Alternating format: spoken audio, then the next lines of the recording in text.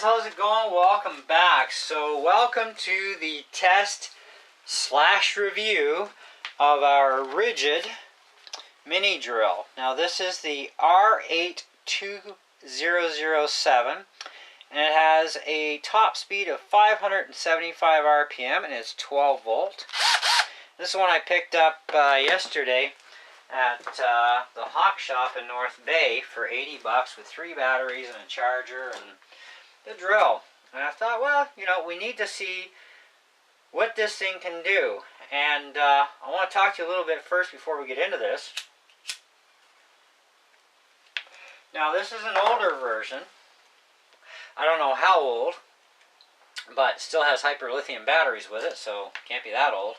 Anyways, they've now upgraded it to one with a 2-speed transmission, which gives you like up to 1300 RPM. And there's a couple of reviews that are a little kind of, I don't know. You know, one thing I get tired of listening to is people whiny babying about the 12-volt battery systems in any cordless product, period. They don't last long. And I've been through 4 batteries and they still don't last very long. And all this, and I'm like, you know what? You guys really shouldn't be near cordless tools then, because you have no idea what you're doing. Okay? Plain facts are 12-volt battery systems, for as long as they've been around, have always had less run time than more powerful systems. That is the way it goes. Okay? And if you want more run time, get a bigger battery. They do have a 4-amp battery for even the Ridgid tools. Now, a lot of companies, of course, don't have that option, but, you know, Ridgid does. Milwaukee also has bigger batteries for their tools, and people whiny baby about theirs, too, at 12 volts with stock batteries, having lousy run time.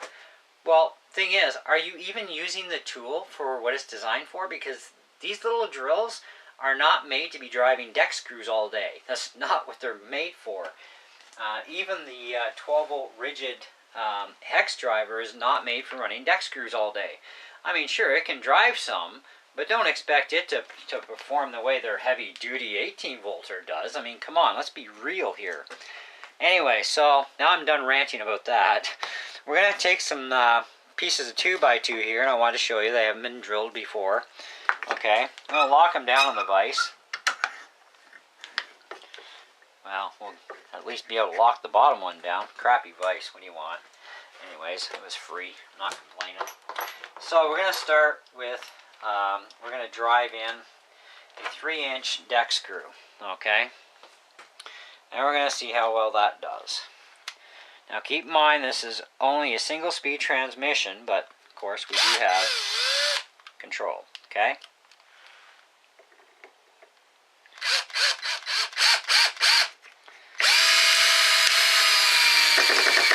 Well, it actually split the 2x2. Well, that kind of sucked, didn't it? Has no mercy, though. Alright. Well, now, we need a heavier duty chunk of wood. What do we have kicking around here? Oh, a real 2x4. That's in the days when they actually made 2x4s. Alright, let's do this. Just making sure everything's in view good here in the camera. So,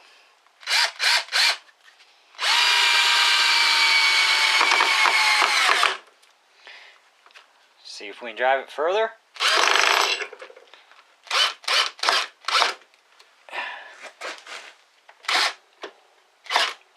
Oh, we can pretty much bury it. Now, I don't know about you guys. Ooh, that's hot. But I think that's pretty respectable. Okay?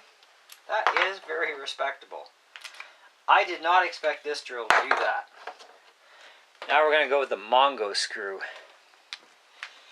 Okay? New spot to drill. Tin frame. Alright. Oop, forward helps.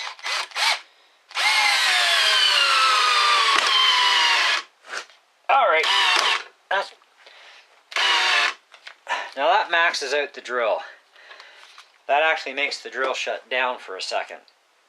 So, power, it'll definitely drive 3-inch deck screws, even 4-inch. It's not going to be an all-day job though. Okay, you're only going to probably get X amount of screws and it will shut down on you for a second. It's called overload protection. Protects the drill, right? That's what you call some serious surge power. Can we get that out of there without a problem?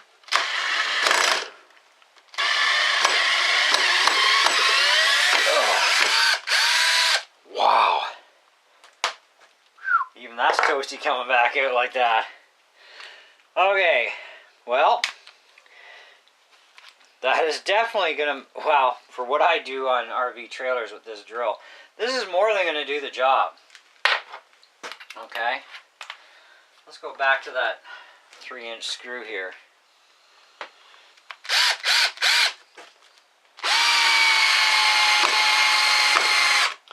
So, generally, when I drive screws, well, I don't usually have to drive them that deep. Usually just until they're flush or just a hair under flush. But it's effortless. You know, that's pretty effortless. It's starting to wear out the head on the drill head. Oh, and the screws.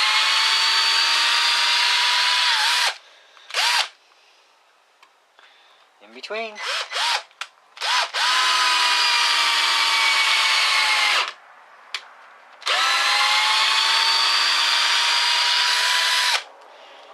So, not bad. I'd say that's going to be more than adequate for anything that I'm going to be doing at work. Which, I mean, like I said, I don't usually drive 3-inch screws with a regular drill. Not in the areas that I need to get into with this. I'm actually driving usually smaller screws. The odd time I use, you know, a 3-inch. Very rare though. Usually about 2.5 inch. And this thing's definitely going to handle doing that in tight areas that your larger drills won't get into. Now, you'll see my Black & Decker drill here. Now, this is actually a little smaller than my Bosch drill, and it can't even get into the area that I had to work on a few weeks ago on a trailer. And so I had to bring my small drill like this that I have from my other kit. I had to bring that with me to work and use that. And so it's kind of nice that, you know, I also work where I live. So my boss is also my landlord, and, you know, my shed is only like, you know, a little over 100 feet from the shop. So I was able to easily run here, grab my micro drill, and, you know, get that job done, you know. And but now I got this drill, which is going to stay at work, and it's actually a little shorter than my other micro drill from Ridgid. And it's a much newer drill than this one, but this is actually a little shorter in length. This is going to more than do that job. Now, like I said, this is the what is this again? R82007, you might as well call it. R82007. So if you get this drill, or you get the newer version with the 2-speed transmission, you should be just fine. Now, like I said, this is for smaller projects and for getting into tight spots where you really need to get a screw put into somewhere, or a couple of screws, and you shouldn't have any difficulties. Now, the chuck system on this, you tighten it up. Now, what a lot of people do, which is absolutely stupid, but let me change the angle of the camera so we can give you a better on view on this. Okay, one of the dumbest things that people do with these keyless chucks is they'll put their bit in, and then they'll just spin it up, and that's it, just until it grips. And then they wonder why the friggin' chuck works loose. I've seen complaints about this on more than one brand of drill, whether it's small drills like this or bigger drills, where people are saying, well, the bit falls out, or the drill bit doesn't hold well. Well, there are some shitty keyless chucks out there, I will admit, like even this one here. Okay, oh, I gotta tighten that back up. Now this has a 2-speed transmission on this drill. Alright, just a little FYI on this video for you, okay? Now with this one here, because you turn this, if it's in the 2-speed tranny mode, it keeps spinning. So you're not going to get that chuck tight. So you're going to have to grip it and pulse it like that and grip really hard. That's kind of dumb, right? Your other option is put on transmission speed 1 and do this a couple of times and grip it hard. Not 100% guarantee it's going to keep that in there. One of the things that Ridgid and a couple of other companies actually do is they have a system where it locks the chuck, like it locks the mechanism, so that you can turn that really tight first and then get to work.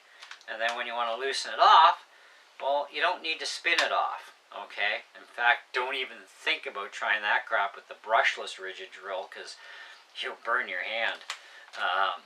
But you just grab it and undo it, you know, no problem. So, and I have the brushless Ridgid drill, the 18 volt, and yeah, be careful with that drill, okay? Keep your finger away from the trigger, tighten it manually, loosen it off manually, because when that sucker's tight, it's tight, and it's no different. I've got this drill from Ridgid as well. This is one of their older models. I love this one too. But this is, see, you hear the clicking? It ratchet locks. Ratchet locking keyless chucks are the bomb, okay? They're positive locked, they stay locked, okay? So, and when you want to unlock them, it's just one little click back and it unlocks, okay? So, very good positive lockup system. Anyhow, so this little micro drill, okay, like I said, that was in drill mode too, so that this way the clutch doesn't kick in. Now it does have a clutch system, so you can pretty much set your depth. And that's kind of cool. If you're going to drive drywall screws, you can do drywall screws with this thing all day long. Where the heck did it go? I'll just grab another screw. So let me give you one little more thing here, then we'll finish up. That should be a good view. So I've got the clutch on 11. Let's see what happens on 11 with this screw. Pick a clean spot here. And we don't have to go that far away.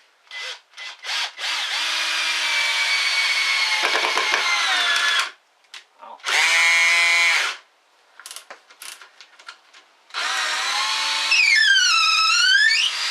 So on 11 it was going to keep driving that sucker down.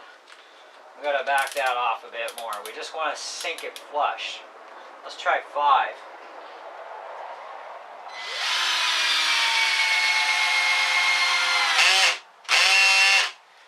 Okay, now that is just flush, so 6. 6 is too much. So 5 I think is going to be perfect. Now undoing it, the clutch kicks in too, right? So I'm going to tighten that up.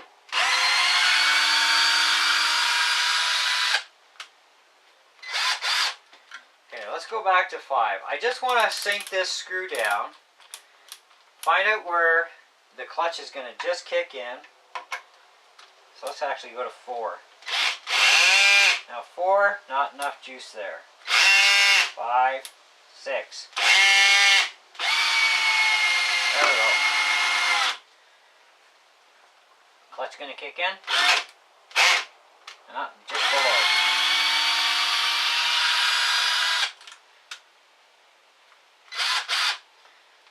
Five.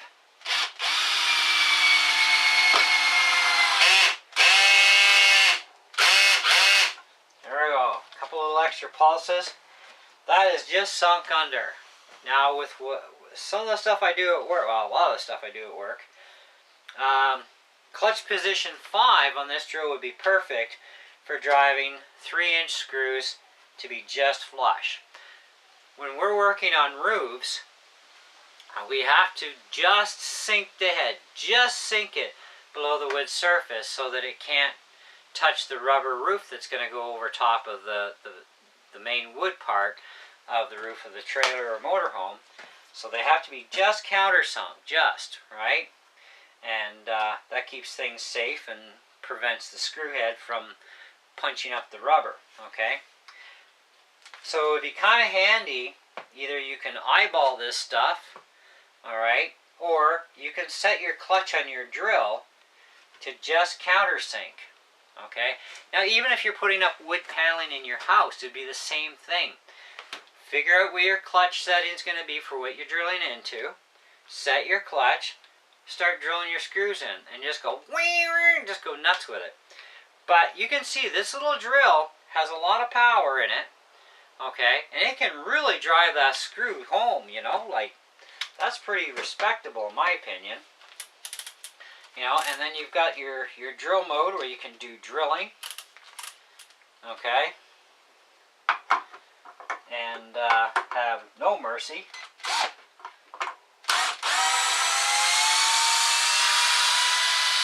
But then when you're doing that and you want to countersink, stop about there and then just do this. And that's it. And that's just under. You know? So that's how you use a tool properly. So I think as far as this one goes, it's a great tool, and it's the R82007, 12 volt, 575 max RPM, does have speed control, 17 position clutch, not including drill mode, that'd be like part 18. It definitely has a clutch system that is very sensitive, you know. And that's fine. There's nothing wrong with a sensitive clutch. So I'm okay with that. It was priced good for a used item, you know, and it's still in great shape, you know. Can't argue there. Forward and reverse, of course. So, if you're looking at one of these used and it you know, it's in good shape, it works well, you know, check out your clutch positions, make sure the clutch isn't damaged. Like on 12, hold really tight. It should do that. 16, should be no way. You know, 14, nope. 13, I can stop it, okay? 14 and above, yeah, no mercy. A lot of power, a lot of torque in this thing.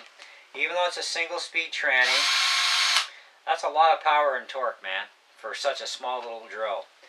And it'll more than handle a lot of jobs, light jobs, medium jobs. Stay away from the heavy duty stuff. Do not use this for driving 3 and 4 inch deck screws all day. It is not made for that, okay? Not. But if you do need to drive a couple of 3s, maybe even a couple of 4s, it can do it, okay? It's just not designed to keep doing it continuously. The overload will kick in, all right? And it's not good to keep kicking in overload, kicking in overload, kicking in overload all the time, all right? So use it the way it's designed to do it, and you'll be fine with it. It's a great tool. 4.5 out of 5 as far as I'm concerned, and not just because of what I paid for it. The new version of this drill with the 2-speed transmission is $68.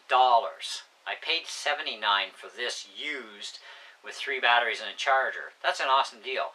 But for $68, that's the tool only version. That's no battery, no charger.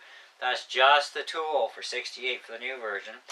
And I think if people would learn to use their tools right, then they would have less complaints on their reviews that they post up about them.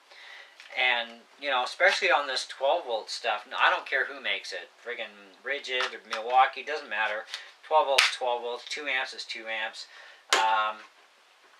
If people would understand and realize that, you know, 12 volt is technically a light to medium duty system, 18 volts and higher is more of your heavy duty stuff, people would be a lot happier. But some people just want the small little tool. Well, you can't get the small little tool in an 18 volt. You can only get 12. Okay? And if you want more runtime, if the company offers a 4 amp battery, like I know for sure Milwaukee and Ridgid do, they do have 4 amp batteries for their 12 volt tools, then get a 4 amp battery. And then you're just not, you're not gaining any extra power, really. You're just getting more runtime, is all it is. Okay? So, but definitely, this was a great score. This was a great deal. So like I said, 4.5 out of 5, man, all day long with this thing. And I'm going to love using this thing at work now. And I don't have to use my other tools anymore. Because I bought my other set for a specific purpose, and it wasn't for work. But this is going to be a work drill for at work only. And that's going to work awesome. So, anyways, let me know what you guys think. I think it kicks butt, to be honest. And it does a great job. And now I guess I'm going to have to trim this 2x4 and use it for something else, but oh well, who cares? Worth the sacrifice. Stay tuned for more videos on tools and reviews of all kinds, music stuff, RC stuff, you name it. All kinds of stuff I do. If you're not subbed to my channel, please subscribe and click the bell once you subscribe, and you can get updates from my channel all the time when I upload stuff. And hey, we'll catch you on the next one. Thanks for watching. Bye.